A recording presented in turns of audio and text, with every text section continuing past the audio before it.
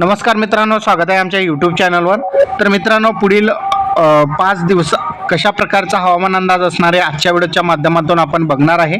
या अंतर्गत आपण जिल्ह्यानुसार सर्वात अगोदर माहिती बघून घेऊया। पालघर, ठाणे, मुंबई, रायगड, रत्नागिरी, सिंधुदुर्ग, धुळे, नंदुरबार, जळगाव, नाशिक, नाशिकचा डोंगराळ भाग, अहिल्यानगर, पुणे, पुणेचा डोंगराळ भाग, कोल्हापूर, कोल्हापूरचा डोंगराळ भाग, सातारा, साताराचा डोंगराळ भाग, सांगली, सोलापूर, छत्रपती संभाजीनगर, जालना, परभणी, हिंगोली, बीड, लातूर, नांदेड, धाराशिव, अकोला, अमरावती, बुलढाणा, भंडारा, गोंदिया, गडचिरोली, चंद्रपूर, नागपूर, वर्धा, वाशिम आणि यवतमाळ हे महाराष्ट्रातील संपूर्ण जिल्हे आहेत आणि या संपूर्ण जिल्ह्यामध्ये पुढील 5 दिवस हवामान कोरडे असणार आहे, ज्यामध्ये 4, 5, 6 आणि 7 फेब्रुवारी रोजीचा हा हवामान अंदाज असेल। 8 तारखेपर्यंतचा हा हवामान अंदाज असेल।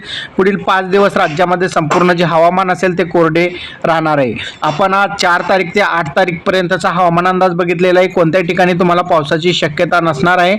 संपूर्ण जे हवामान आहे ते कोरडे राहणार आहे। तर अशा प्रकारचा हा एक महत्त्वपूर्ण अपडेट आहे। हवामानाविषयी अपडेट कसा वाटला नक्की कमेंटमध्ये सांगा। चॅनलवर नवीन असाल चॅनलला सबस्क्राईब नक्की करा।